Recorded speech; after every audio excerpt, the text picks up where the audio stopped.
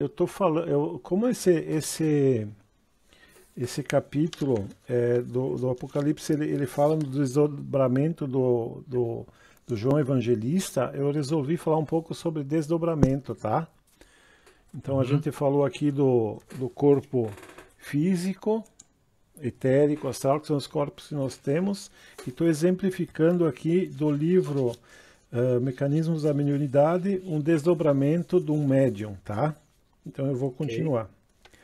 Então ele saiu com o espírito dando esse passe, ele saiu do corpo, mas ele estava lento, ele não conseguia se movimentar, né? Ah, Aí o que acontece? Com esses passes que o Clementino deu, ele se aproximou do corpo físico e o corpo físico como que absorveu uma parte grosseira desse corpo espiritual. Eu já vou explicar o que é.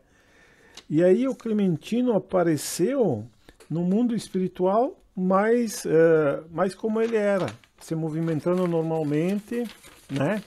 E conseguindo conversar com o mundo, com os espíritos que estavam aí. Então ele estava desdobrado em corpo astral. Agora eu vou explicar o que aconteceu, tá? O que aconteceu? Que ele saiu do corpo com o duplo etérico junto, né? Então são vários tipos de desdobramento. Ele saiu pelos passes magnéticos, ele saiu o corpo astral ligado ao corpo etérico, tá? E quando por isso que ele não conseguia se movimentar e ele estava confuso, porque ele estava ligado ao corpo etérico. E aqui tem uma coisa interessante: o corpo etérico é responsável pela nossa sensibilidade. Inclusive, olha que curioso, que curioso. Vamos supor que alguém espetasse alguma coisa no ar. Aonde estava esse corpo astral desdobrado, o médium ia sentir dor. Compreenderam? Porque ele estava ligado ao corpo. É o corpo da sensibilidade. Esse nunca deve sair num desdobramento. Eu acredito que eles fizeram essa experiência para o André Luiz perceber as nuances do desdobramento. E quando eles aproximaram o corpo, esse desdobramento com o corpo físico como que absorveu esse corpo astral, porque ele não pode sair do corpo físico, tá? Aí então teve um desdobramento só do corpo astral. Ele saiu do corpo só do corpo astral, tá? E aí o desdobramento continuou normal. E aí ele se sentiu mais livre. Mas sempre com o cordão, que a gente chama de cordão de prata, né? Ele fica ligado ao corpo físico, tá? Porque não, se rompesse se rompesse esse cordão fluídico, haveria desencarnação, tá? Então esse é o desdobramento. O corpo astral saiu do corpo, tá? E aqui ele fala outras coisas que não vêm ao caso agora. Quem quiser ler, ele fala mais detalhes. Muito bem.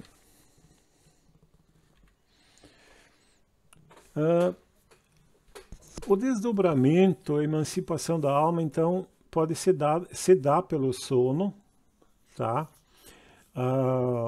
Mas ele pode ser provocado, mas é um tipo de sono. Se a gente olhasse esse médium em que recebeu os passes magnéticos do mentor espiritual e desdobrou, ele iria adormecer. Nós olhando o corpo do médium, a gente veria ele dormindo, tá? Então, a nossa consciência, ou ela está presente no corpo físico ou no corpo astral, né? Não dá para ter a nossa consciência nos dois lugares ao mesmo tempo.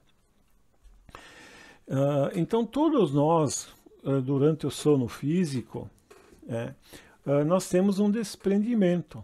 Mas a maioria das pessoas, como vive uma vida mundana, sensualista e não elevada, infelizmente, que se preocupa com as fofocas do dia a dia, ao invés de procurar se elevar, ou com orações, ou com bons pensamentos, ou boas leituras, ou assistir bons filmes, coisas assim que nos elevam, boa música, bons relacionamentos, coisas positivas, a gente acaba ficando próximo ao corpo. E os nossos sonhos são emanações da nossa própria mente. Não é propriamente um desdobramento. Mas muitas pessoas, depois de muito se desenvolver, elas conseguem, a gente chama de sonho lúcido, né? Que ela consegue se desprender mais do corpo e passar a viver aquele tempo que o corpo está adormecido no mundo espiritual, né? E é muito comum com mães, por exemplo, ou pais que perdem filhos pequenos, ou filhos, né, menores, e a gente sabe que isso é uma dor excruciante para os pais, e o mundo espiritual não é indiferente a isso. Eles sabem que é muito doloroso para os pais encarnados quando um filho parte para o mundo espiritual prematuramente. E eles levam por passes magnéticos, desprendem do sono e levam esses pais a visitar o seu filho nos locais em que ele está sendo cuidado. E muitas vezes os pais voltam aliviados, tá?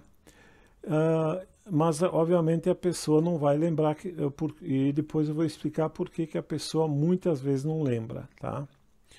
Então nós temos esse desprendimento pelo sono físico. Então os espíritos elevados, o Chico Xavier, por exemplo, quando se desprendia pelo sono, com certeza ele ia trabalhar no mundo espiritual, enquanto o corpo dele descansava, tá?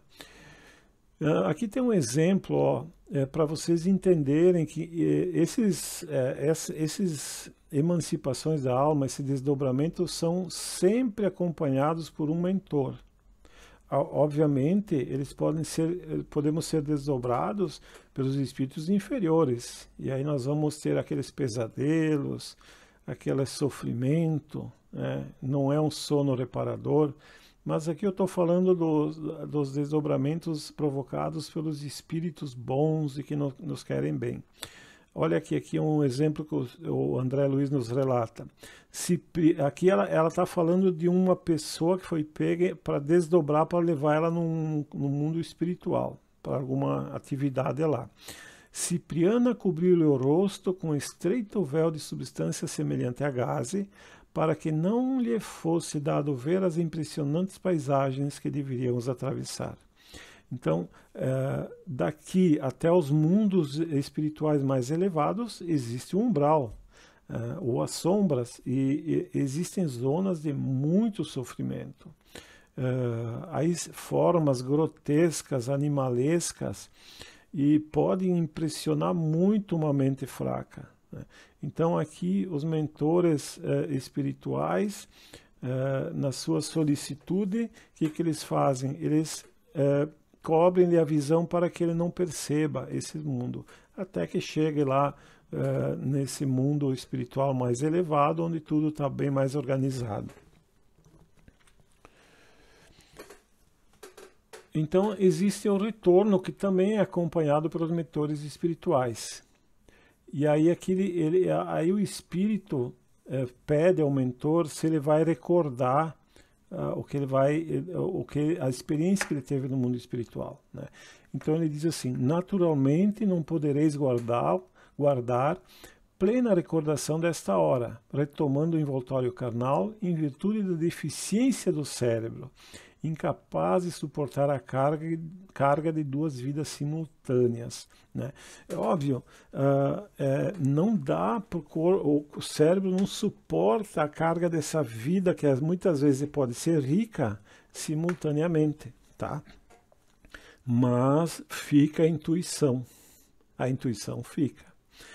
Tanto é que a gente sabe por experiência que quando a gente quer tomar uma decisão de sangue quente, tipo uma briga, uma inimizade, alguma coisa, se a gente deixa passar uma noite de sono, obviamente os mentores nos retiram, nos levam para o mundo espiritual, puxam a nossa orelha, né, amorosamente, nós nos convencemos, voltamos ao corpo e não lembramos do ocorrido, mas a intuição fica. E a gente chega e diz: não vou me vingar, não vou tomar outra providência, não vou brigar, porque lá a gente recebeu a orientação e ficou a intuição, mas embora a gente não lembre o que é, tá? E sempre é acompanhado pelos mentores. Tá? E quando é para lembrar, eles têm técnicas para nos ajudar a lembrar o que aconteceu. Tá?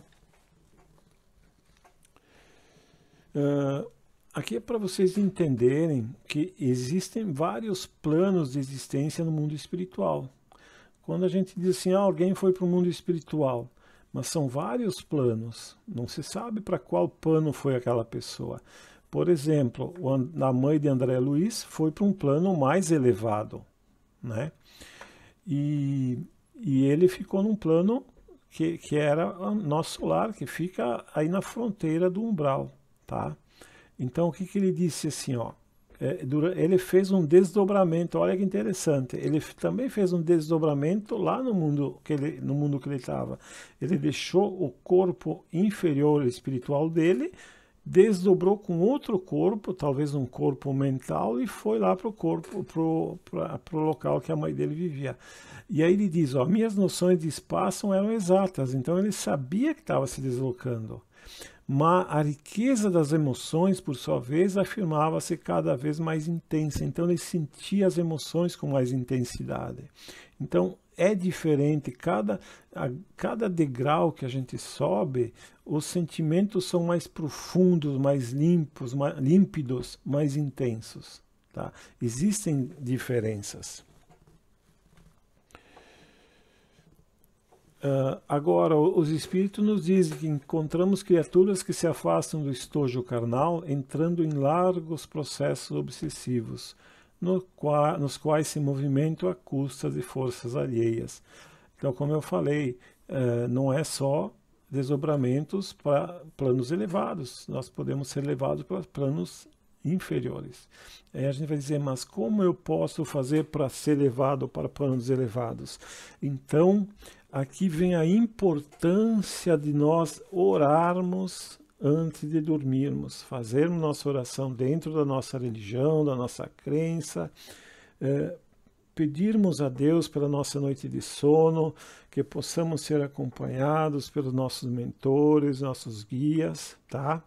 E ali a gente vai ser ajudado. Tá bom? Então, essa é a importância. Então, não devemos temer, porque será que eu vou para um... Não, se eu vigiar meus pensamentos, procurar ser uma pessoa melhor, não me deixar levar por as notícias negativas de violência, de assassinato, que me colocam para baixo mentalmente, e aí com a oração, com a solicitação, eu vou ser levado no desdobramento pelo sono para os locais melhores, tá?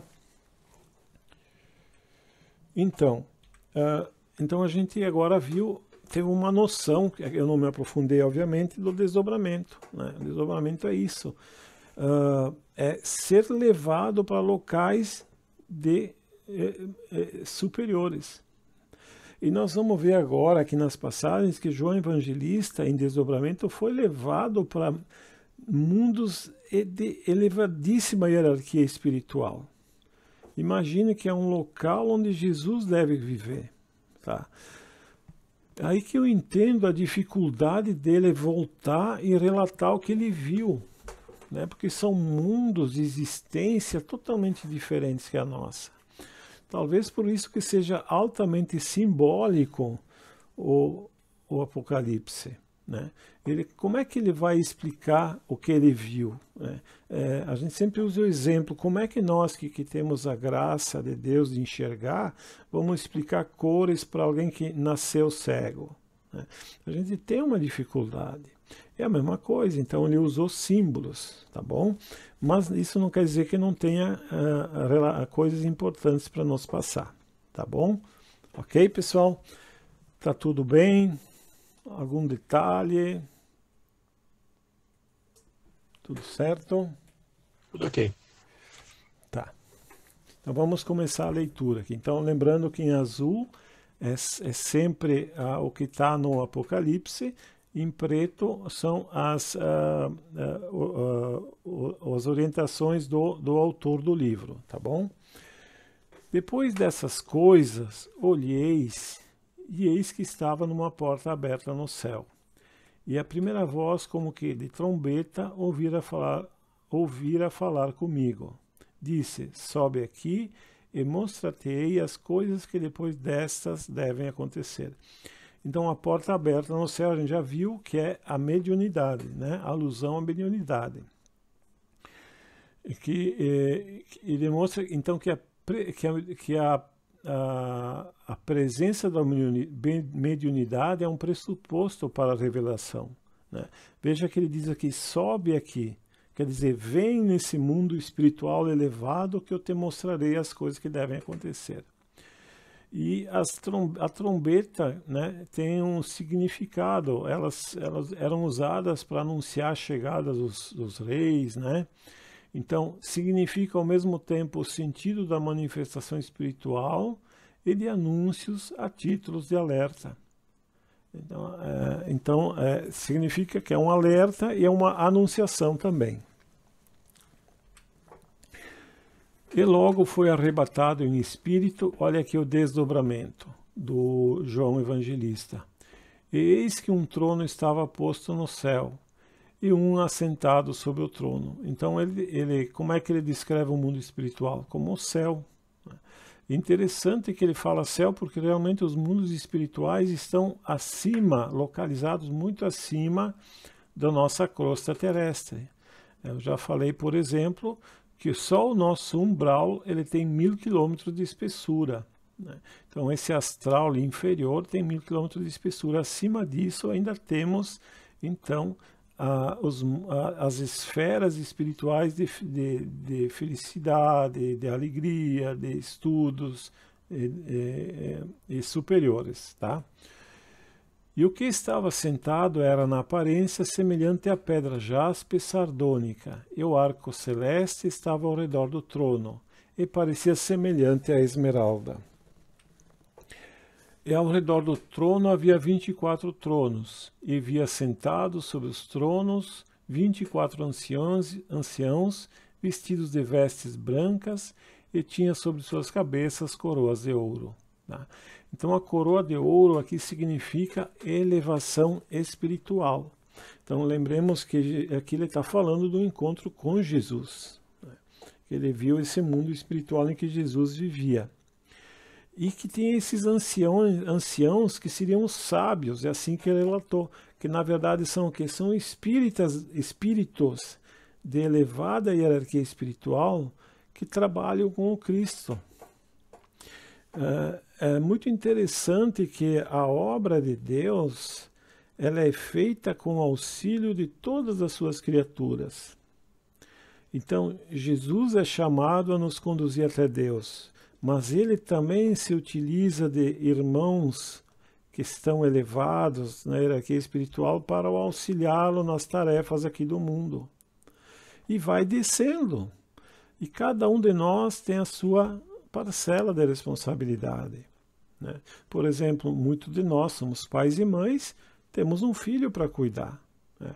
E o filho é o quê? É uma criatura de Deus. Então Deus, a espiritualidade, nos deu aquele filho para que a gente cuidasse até que ele crescesse, tá? Então nós fazemos parte desse trabalho da criação. A criação como que não estivesse toda pronta, essa parte material, e nós somos convidados a trabalhar. Tá?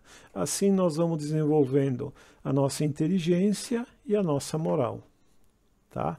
Então Jesus não trabalha sozinho. E do trono saíram relâmpagos e trovões e vozes. E diante do trono ardiam 7 lâmpadas de fogo, as quais são os 7 Espíritos de Deus. Então, 7 lâmpadas de fogo significam 7 espíritos muito elevados, que trabalham com Jesus. Tá? Então, a gente vê esse simbolismo todo, que a gente não sabe exatamente o que significa tudo, mas algumas coisas o autor nos passa aqui. 7 lâmpadas de fogo representam esses espíritos elevados que trabalham com Jesus.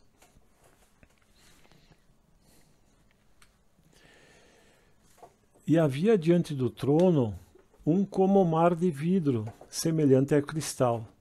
E no meio do trono e ao redor do trono, 4 animais cheios de olhos por diante e por detrás. Então, o que significa aqui? É o mar que são as águas, significam as comunidades, né? Então, diante do trono de Jesus existem todas as comunidades. E o vidro representa uma pureza. Então, essas comunidades de espíritos puros, é isso que ele está falando. Então, o mar, semelhante a vidro, é uma coletividade de espíritos puros, de espíritos bons, benevolentes, que trabalham com Jesus, né? Então, ele usou esse simbolismo para descrever, porque existem muitos espíritos elevados que trabalham com Jesus. Esses espíritos, ou eles influenciam as sociedades do mundo, ou muitas vezes eles encarnam com uma missão, né? Então são os santos, são o Buda, o Krishna, todos esses espíritos elevados vieram ao mando do Cristo para incentivar os homens ao crescimento, né? Então são esses espíritos, essa coletividade de espíritos puros, que são como estrelas cadentes que descem à Terra para iluminar o nosso planeta com a sua sabedoria, o seu conhecimento e o seu exemplo de amor, né? E talvez, por exemplo, até essa música que a gente ouviu, né, do Armstrong, essa música lindíssima, né? Quem não diz que é um espírito bom que desceu até nós para trazer essa letra linda, para nos incentivar a olhar como o mundo é maravilhoso, a vida, a riqueza da vida, a beleza desse nosso planeta, né? E essa beleza só consegue ser observada pelas pessoas que estão bem consigo mesma, espiritualmente falando, né? Porque a pessoa que não está bem consigo mesma, uma pessoa depressiva, triste, para ela a cor é cinza, não tem beleza. Quando a gente começa a ter aquela felicidade interior de estar unidos a Deus, a cumprir nosso dever, né, fazer o que Jesus nos ensinou no seu Evangelho, então a gente começa a sentir aquela alegria interior e começa a ver a beleza de um inseto, de um pássaro, de uma rosa, de um dia ensolarado, ou até a beleza de um dia frio, que também tem sua beleza, né? Eu estava vendo hoje uma filósofa fazendo uma reflexão sobre a beleza, por exemplo, que existe a beleza da criança, a beleza do adolescente, a beleza da pessoa de meia idade, a beleza da pessoa idosa, né? Sempre tem beleza. É nós que não temos que aprender a ver a beleza das coisas em todas as suas nuances, né? E não rotular o que a sociedade rotula, o que é beleza, tá bom? Então essa é a coletividade de espíritos puros que trabalham com o Cristo. Continuando então, e o primeiro animal era semelhante a um leão, e o segundo animal semelhante a um bezerro, e tinha o terceiro animal o rosto como de homem, e o quarto animal era semelhante à águia voando.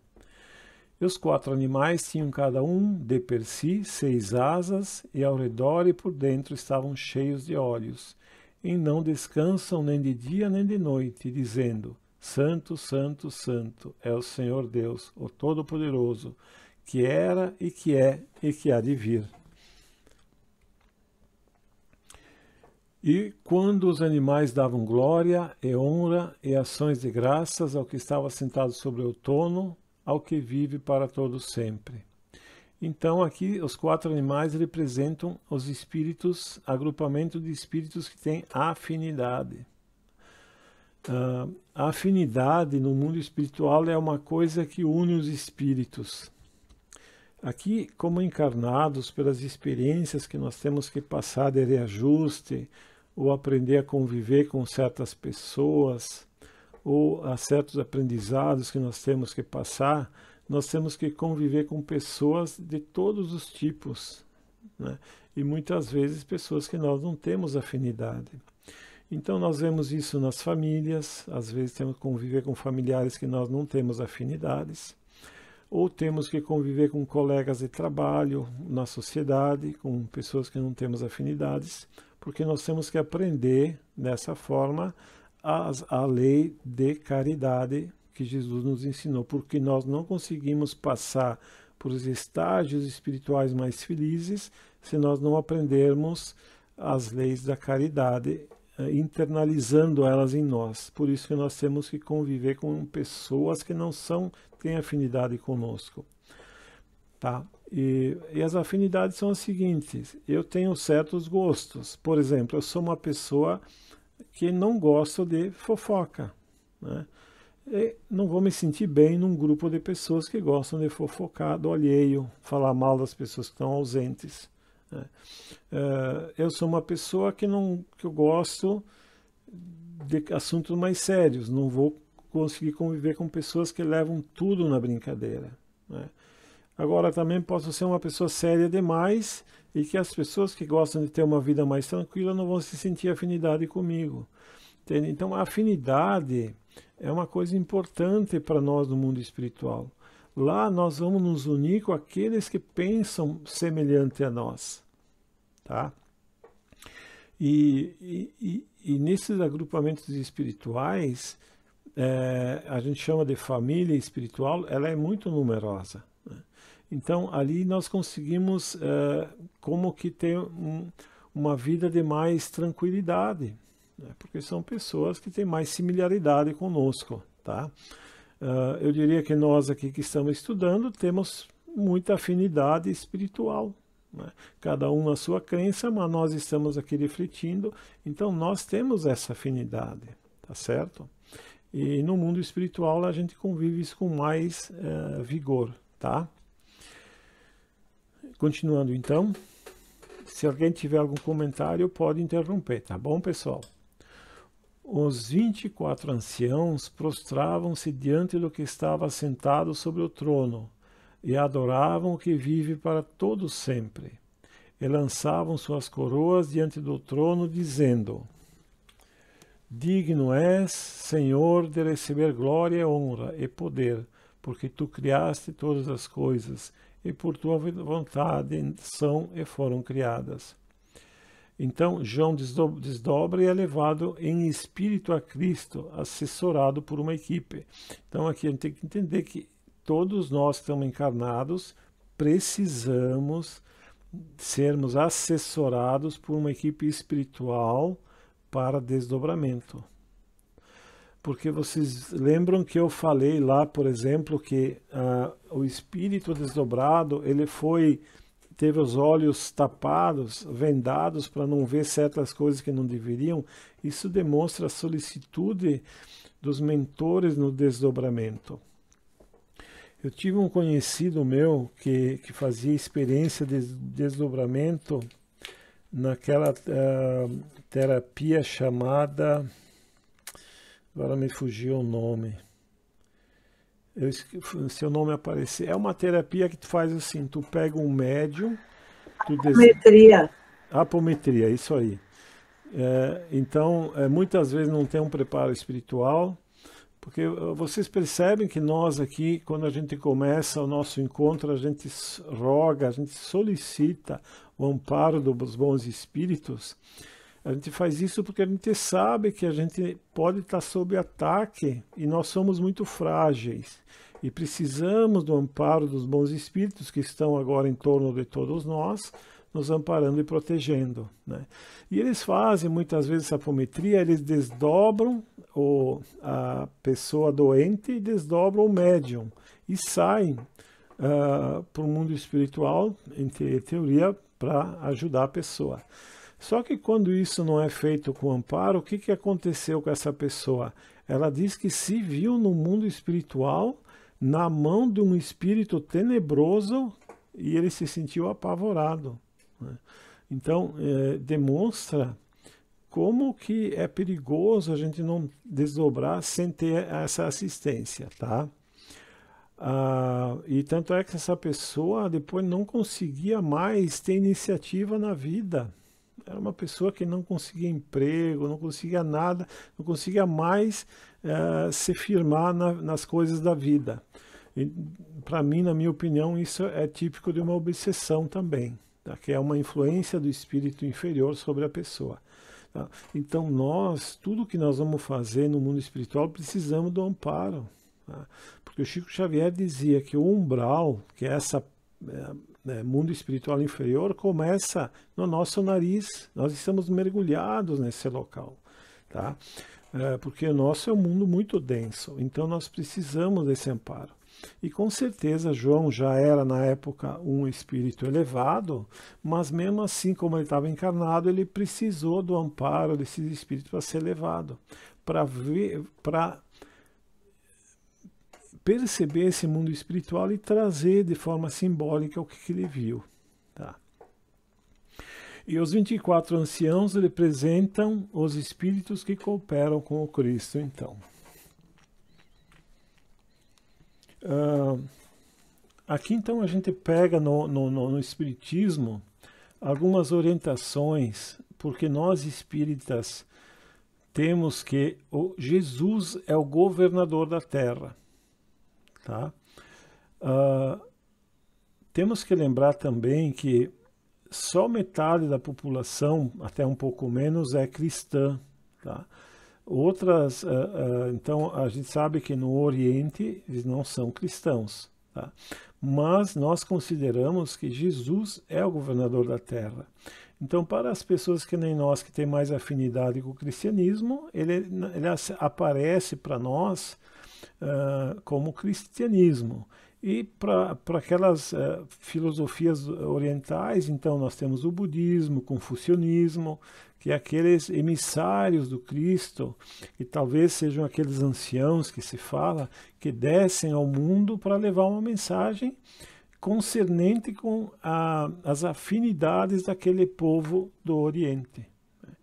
Então a gente vê, por exemplo, o budismo, que tem algumas afinidades com o espiritismo, mas tem outras coisas que não, mas é uma doutrina linda e maravilhosa, né? Muito admirada, inclusive, por nós ocidentais. Tá? Inclusive, esses tempos eu fui visitar Três Coroas, que tem lá um centro budista, e se alguém quiser visitar, é muito lindo, tá? É um lugar muito bonito e a gente sente a paz do lugar. Tá?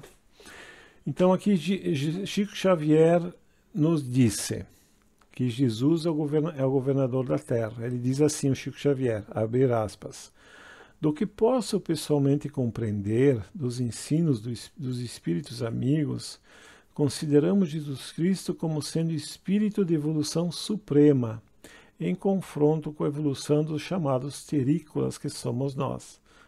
Então, comparado conosco, obviamente Jesus tem uma evolução suprema.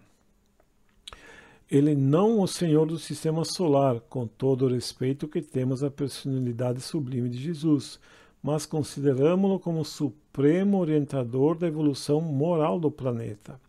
E os espíritos como Buda, Zoroastro e aqueles outros grandes instrutores da Índia e da Grécia, por exemplo, que eram considerados orientadores aos chefes de grandes movimentos mitológicos, serão os ministros do Cristo, pois não temos ainda outra definição para classificá-los dentro dos nossos parcos conhecimentos a respeito da nossa história do lado espiritual da vida. Mas do plano espiritual, ministros do Senhor cooperam e cooperarão sempre para que nossa personalidade se consolide cada vez mais no plano físico. Então, a gente vê aqui o Cristo, né, que ele é o governador da Terra. Mas interessante isso que ele fala, que existem Cristos do Sistema Solar. Existe essa hierarquia. Porém, não é uma hierarquia como nós aqui, que tem o chefe, aquele que manda. É uma hierarquia diferente, é uma hierarquia formada por amor, né? Imagine quanto amor que existe entre esses espíritos crísticos, né? E o Cristo de cada planeta, né? Porque todo planeta é orientado por um espírito crístico. E até fico refletindo que talvez tenhamos até um Cristo da nossa galáxia, quem sabe, não é? E que trabalha por todos os planetas da nossa galáxia. Mas então esse é o nosso Cristo,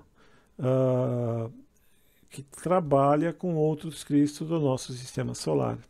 E aí a gente entende aquilo que o Chico Xavier falou, que é aquela moratória que a humanidade teve desde que o homem pisou na Lua. A nossa humanidade tinha capacidade tecnológica para ir para outros planetas e a capacidade tecnológica para construir bombas de hidrogênio que são muito poderosas. Se uma bomba de hidrogênio explodisse em Porto Alegre, queimaria até aqui em Bento, para você ter uma ideia de como são poderosas essas bombas.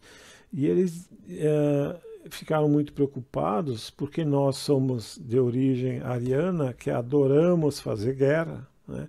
Resolver nossos problemas com guerras. Nós íamos ser largados à nossa própria sorte e com certeza a gente ia ter uma guerra nuclear. Embora muitos digam que a nossa humanidade não tivesse guerra por causa da destruição mútua assegurada, que significa? As grandes potências sabiam que não tinha jeito de ganhar a guerra, uma guerra nuclear, então é bom ninguém fazer, tá? Mas isso é acreditar demais na sanidade do ser humano, né? Pode ter alguém dizer eu morro, mas mato. Não tem gente que diz assim? E por que uma humanidade não poderia ser assim também?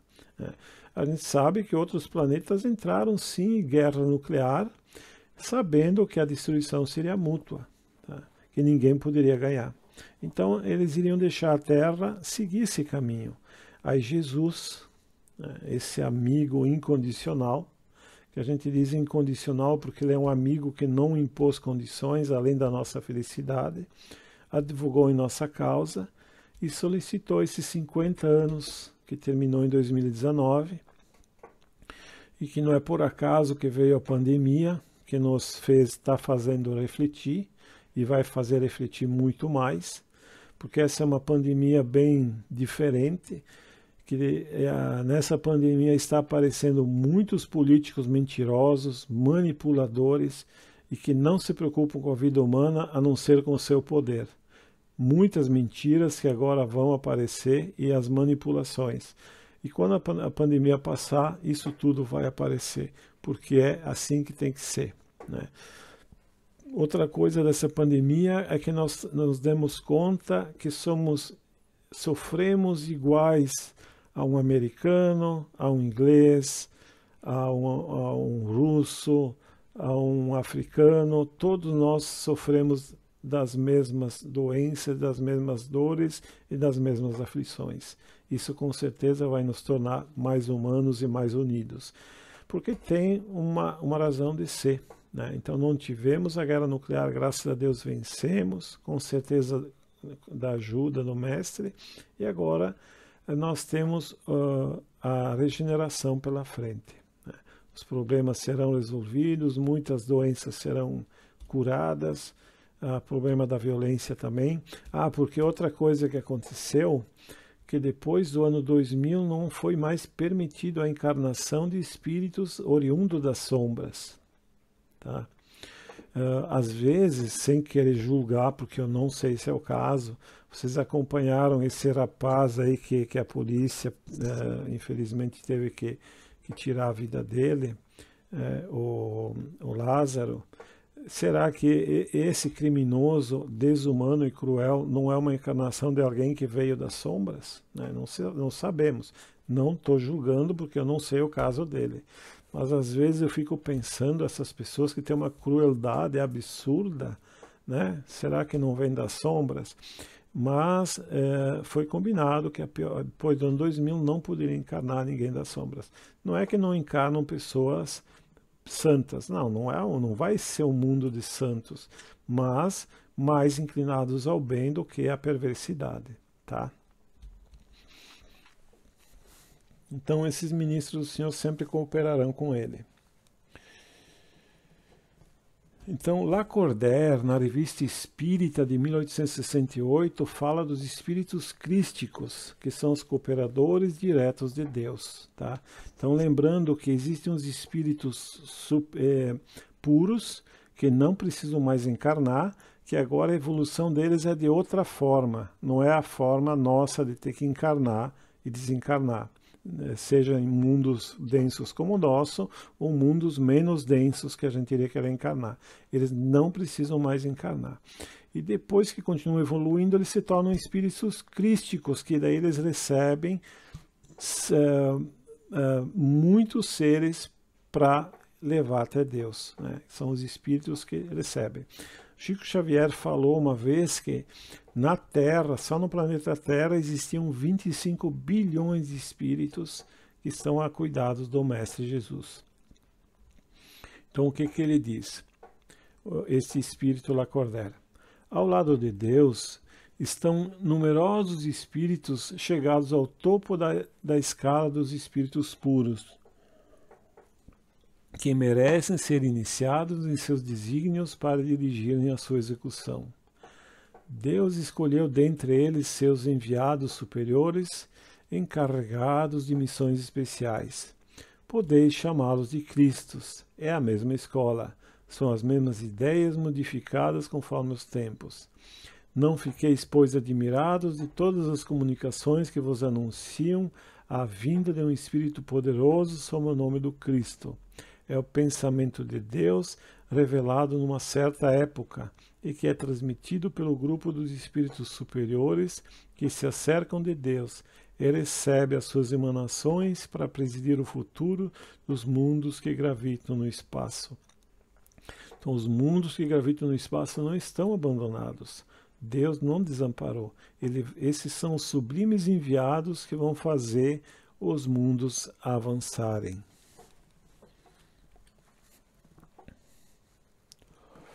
Então, continuando na Revista Espírita de 1868, que o Cristo conta com a ajuda de outros espíritos. Os Messias, seres superiores, chegados ao mais alto grau da hierarquia celeste, depois de terem atingido uma perfeição que os torna infalíveis daí por diante, e acima das fraquezas humanas, mesmo na encarnação. Isso aqui é importante, ó. Eles são infalíveis, eles não têm como falir, e eles estão acima das fraquezas humanas, mesmo quando encarnam. Então Jesus não tinha como falir na sua missão, ele era infalível, porque ele ultrapassou todas as fraquezas humanas. Nele não haveria nenhum resquício sequer das fraquezas humanas. Admitidos nos conselhos do Altíssimo, recebem diretamente sua palavra e que são encarregados de transmitir e fazer cumprir, verdadeiros representantes da divindade, da qual tem o pensamento. É entre eles que Deus escolhe seus enviados especiais, ou seus messias, para as grandes missões gerais, cujos detalhes de execução são confiados a outros espíritos encarnados ou desencarnados, agindo por suas ordens, sob sua inspiração. Espíritos dessas três categorias devem concorrer ao movimento regenerador que se opera. Então, são os espíritos puros, os espíritos ainda inferiores, mas elevados, e os encarnados que estão aqui para trabalhar. Todos nós concorremos para a elevação espiritual do nosso planeta, né? Então, mais uma vez aqui os espíritos nos mostrando isso.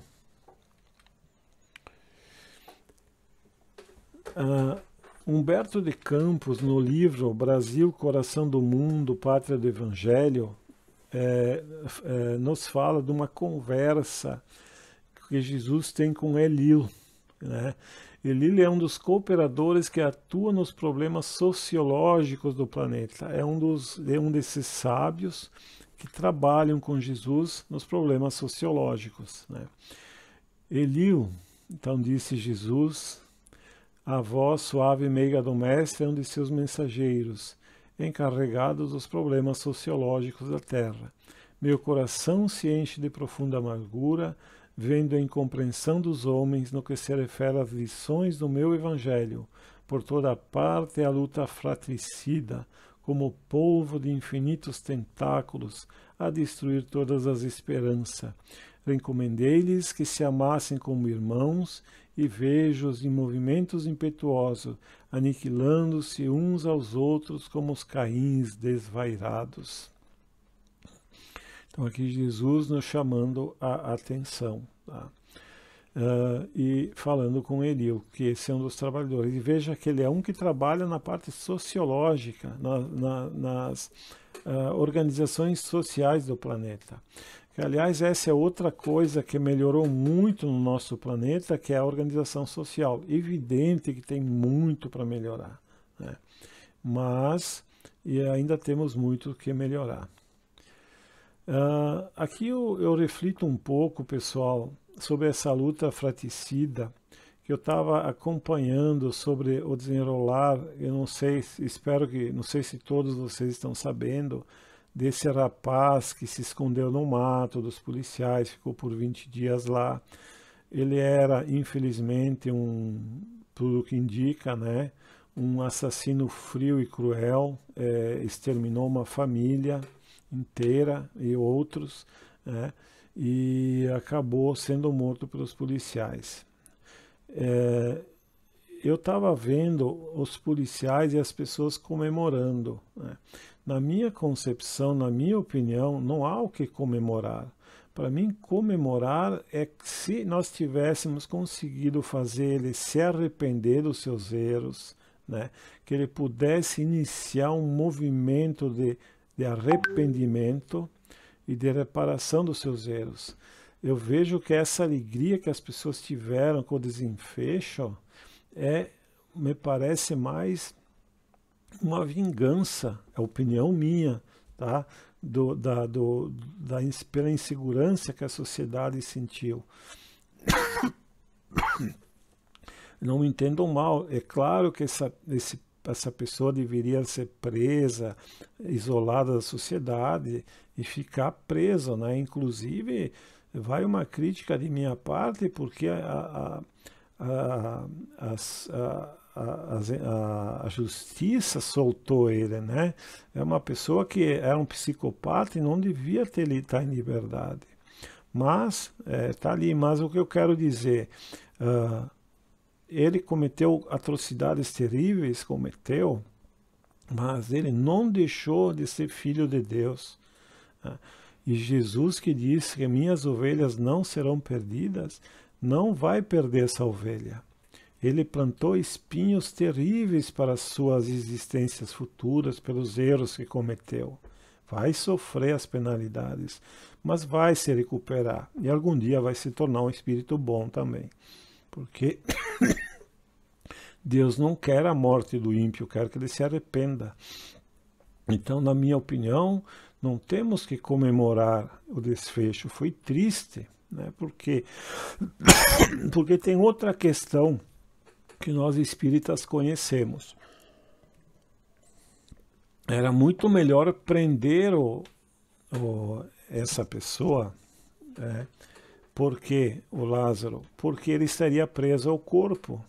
E onde o corpo fosse levado numa prisão, o espírito iria junto. O que acontece agora? Ele está fora do corpo. E ele vai agora livre poder obsidiar alguém. Ele pode se unir com espíritos de envergadura inferior, dos mundos inferiores, e por influência as mentes fracas, aquelas mentes que estão longe de Deus, provocar crimes, né? Engendrar crimes. Isso pode acontecer. Eu fico imaginando, por exemplo, aqueles condenados à morte nos Estados Unidos, que são liberados do corpo, depois eles encontram uma mente fraca moralmente e influenciam a entrar numa escola e atirar nas crianças, né? Então, o homem inconsciente das verdades espirituais provoca mais males do que bem, né? Não estamos aqui criticando os policiais, sabemos que foi uma situação difícil, mas, na minha opinião, não há o que comemorar. O desfecho bom é o desfecho dele se arrependendo dos seus erros crassos, terríveis, né? E tentando de novo se tornar uma pessoa boa, tá bom? Essa é a minha opinião, tá, pessoal? Tá tudo bem?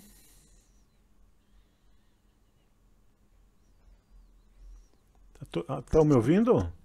Sim, Luciano, tudo certo. Beleza. Sim, Então, ó, o ouvindo. Lázaro Valeu, é valeu. uma situação bem complicada mesmo, né? É bem Uma complicado. cena Fala. forte, triste. E até eu cheguei a me perguntar assim, o que será desse espírito agora, né? É. Tipo, ele vai ficar vagando, ele vai sofrer, A- atormentar outras pessoas, o que ele vai fazer? Maria, eu te diria o seguinte, ele foi tratado com amor. Quanto É, a mais, gente não sabe o histórico dele, né? quanto mais crime ele cometia, mais nós tratávamos ele como criminoso, né? Tu quer ver como ele não tem, ele tem alguma coisa de amor dentro dele? Ele não levou dinheiro pro filho dele? A Isabel estava me falando. Ele foi ver o Eu não filho sei dele. essa parte, mas eu vi falar alguma coisa a respeito. É. En- Então os espíritos nos ensinam, Maria, que toda pessoa má tem a afeição por alguma coisa, né? Sim, E com essa certeza. pequena chama ainda está acesa dentro dele, entende? Então, é isso que nós temos que ver. E ninguém está dizendo aqui, colocando panos quentes, o que ele fez é terrível. É um Sim. espírito que vai vagar sim, mas em muita infelicidade, tá? Em muito sofrimento, mas nem por isso vai deixar de influenciar pela sua revolta, pelo seu ódio, o que ele puder prejudicar a sociedade pelo lado espiritual. E agora fora das amarras do corpo, entenderam? Agora ele vai estar mais livre, mas não que ele vai estar feliz, ele vai estar muito infeliz, né? Porque agora ele vai se dar conta dos males que ele fez. O que nós pedimos a Deus é que ele se arrependa, né? E vai ser um arrependimento muito, muito doloroso, extremamente doloroso, mas vai ser o início da recuperação dele, tá? Porque ninguém vai ser perdido nesse mundo. Possivelmente ele não vai poder voltar nesse planeta, né? Obrigado, mano. Não vai poder voltar a esse planeta porque é uma pessoa que acho difícil que ele modifique logo de pronto a sua estrutura espiritual, né? Tá? O que eu quero dizer é que Jesus jamais o consideraria um pária, mas um irmão totalmente equivocado nas suas escolhas e que se afundou nas suas dívidas. Tá, então nós temos agora aqui, só para ilustrar para vocês, que nós temos uma revelação espiritual, que nós temos um mentor espiritual do nosso país. Ele se chama Ismael, é um espírito também de alta envergadura moral, que trabalha pelo Cristo, e ele é o mentor do nosso país. E ele foi filho de Abraão e Agar. Não sei quem que leu o Velho Testamento. Eu vi essa informação do Geraldinho Lemos. O Abraão era marido de Sara, né?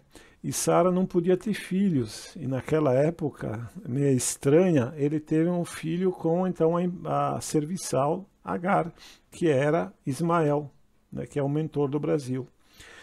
E depois, então, Sara, já idosa, obviamente aí teve a intervenção espiritual, ela teve Jacó, né, quando essa já estava idosa.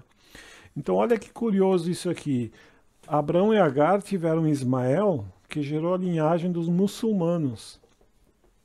E Abraão e Sara tiveram Jacó, que gerou a linhagem dos hebreus.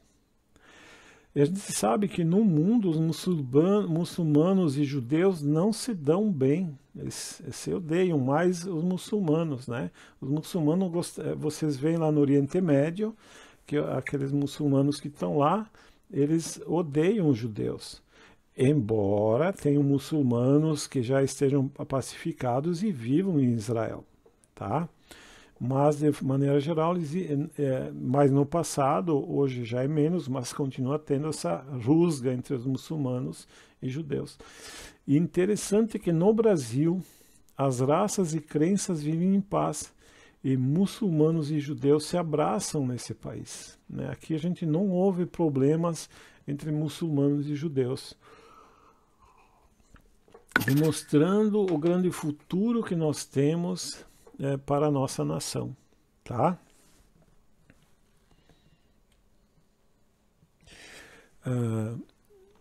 Aqui nós temos também uma informação que eu achei interessante trazer para vocês, que teve um tal de Antúlio, que ele foi um grande filósofo atlante. Existem muitos relatos que existiu uma civilização chamada Atlântida, né? Que não sei, muitos de vocês já devem ter ouvido falar, e os espíritos confirmam que existiu sim essa civilização de Atlântida, né?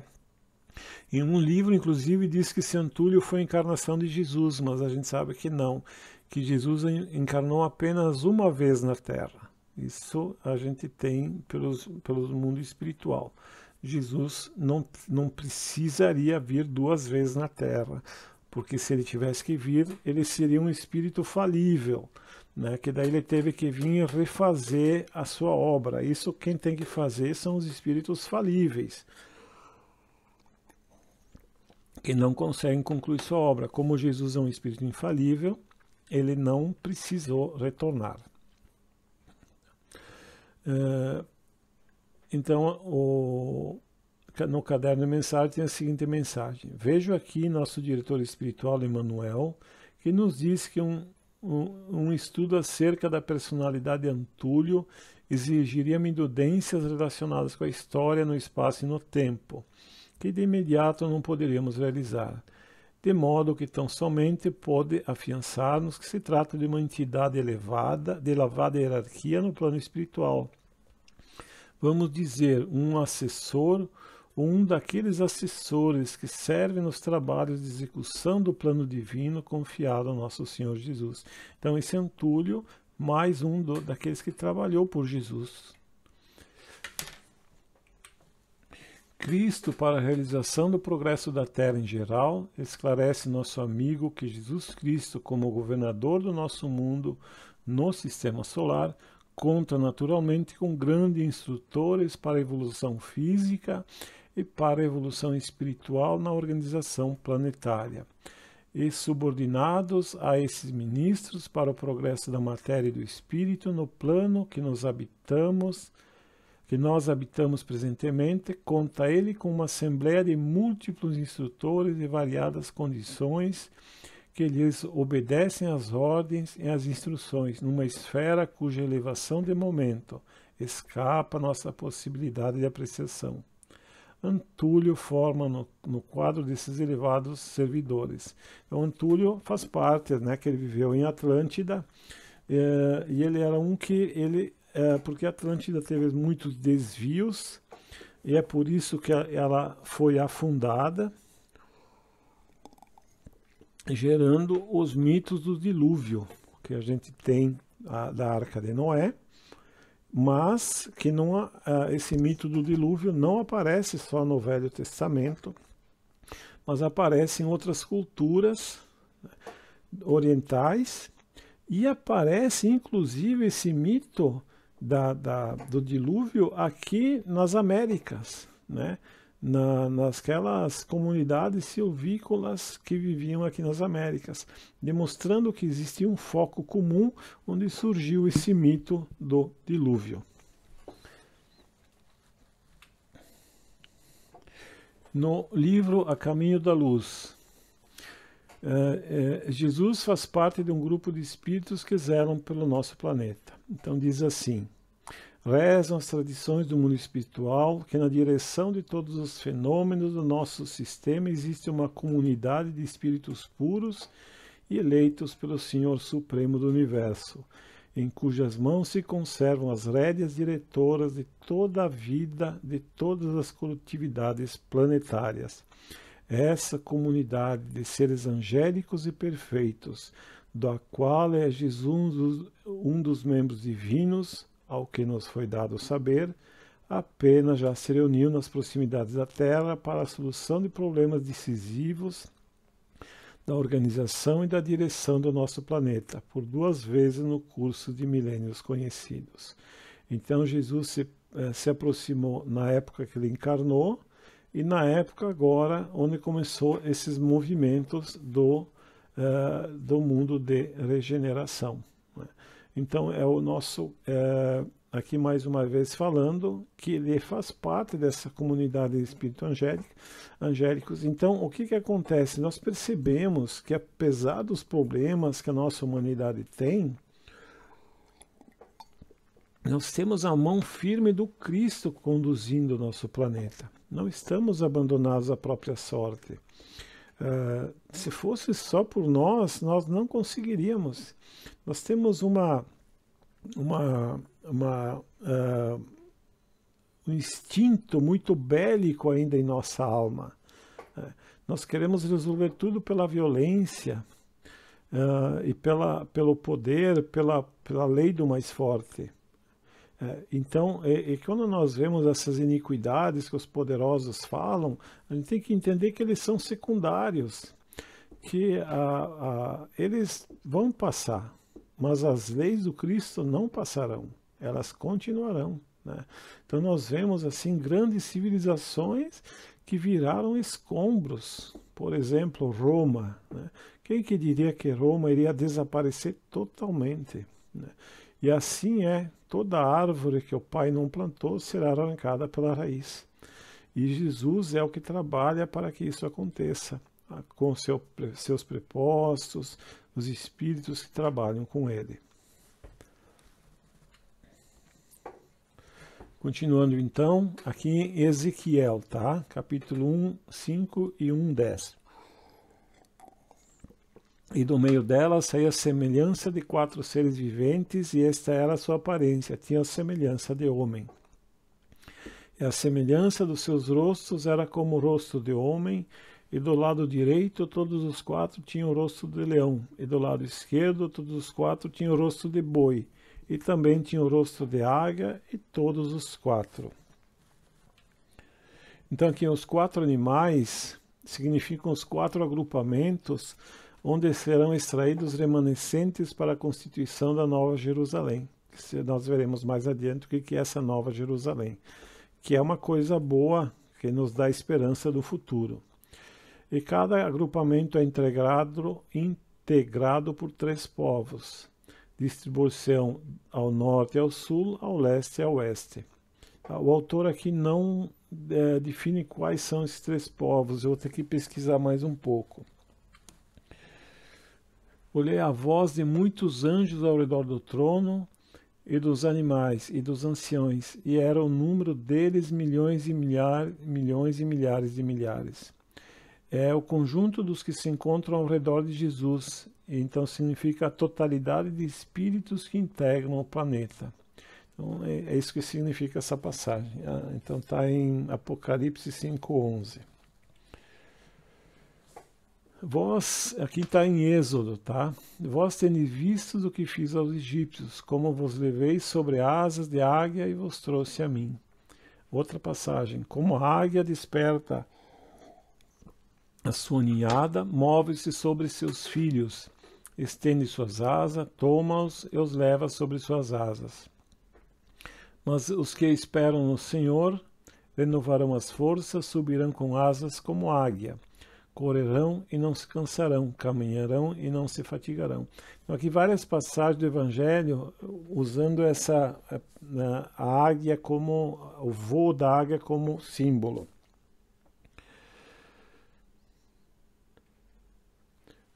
Uniam-se as suas asas uma a outra, não se viravam quando andavam, e cada qual andava continuamente em frente.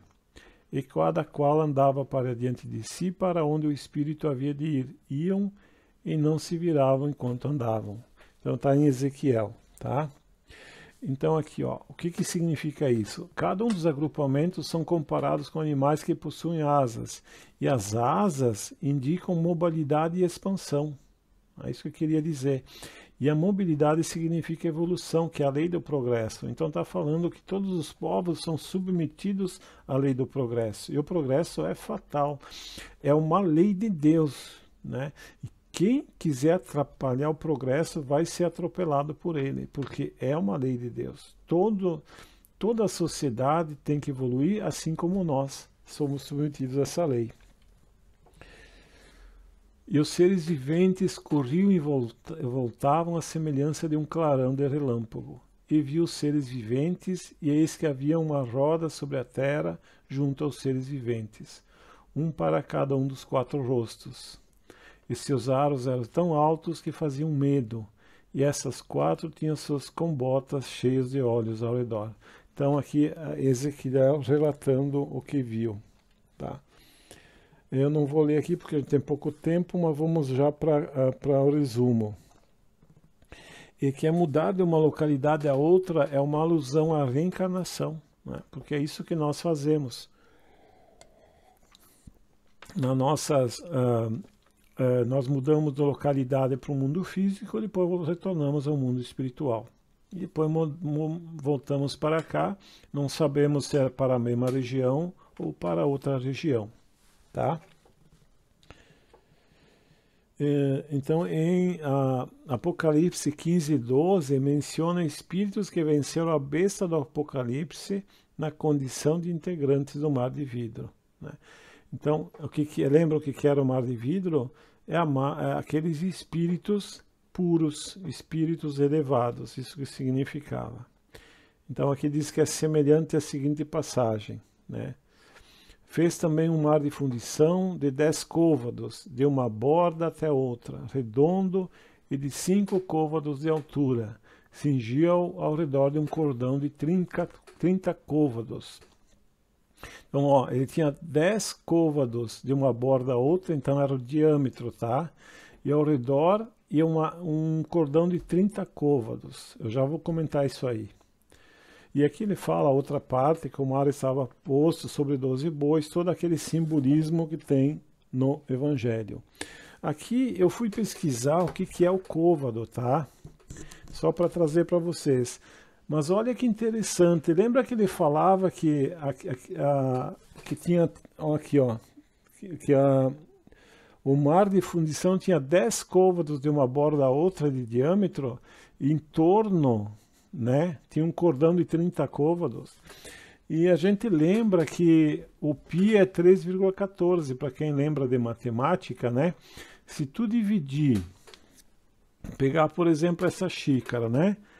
Tu pegar esse comprimento ao redor aqui e dividir pelo diâmetro, que é esse comprimento aqui dentro, tá? O que acontece? Isso aí tu vai ter 3,14. E ó, 30 dividido por 10, que é 30 côvados ao redor, e 10 de diâmetro, dá 3, que é próximo ao π. Então, isso me levou a crer que ele está falando de uma coisa real, né? Não, porque se ele tivesse assim, tinha 10 côvados de diâmetro e 50 côvados ao redor, não fechava o cálculo, né? Então, ele estava falando de uma coisa mais ou menos real. O que era o côvado, né? Que era uma unidade de medida muito usada na época do Cristo, né? No Antigo Testamento também, no Egito, na Mesopotâmia. E o côvado era a distância do cotovelo à ponta do dedo do braço de um homem. Então, do cotovelo até a ponta do dedo. Esse era o côvado, tá? E equivalia a 6 larguras da palma da mão, tá? Mas agora, claro, variava de região para região. Então, eu até peguei aqui que tinha aproximadamente 45 centímetros. E tinha o côvado hebraico, egípcio, que variavam. Interessante que o egípcio nobre era um pouco mais comprido. Então, veja que a nobreza sempre ganhando mais que os outros, né? Tinha o côvado curto e tal. Então, mais ou menos tinha 45 centímetros. Só para a gente ter uma noção que a gente vê isso muito na Bíblia, tá?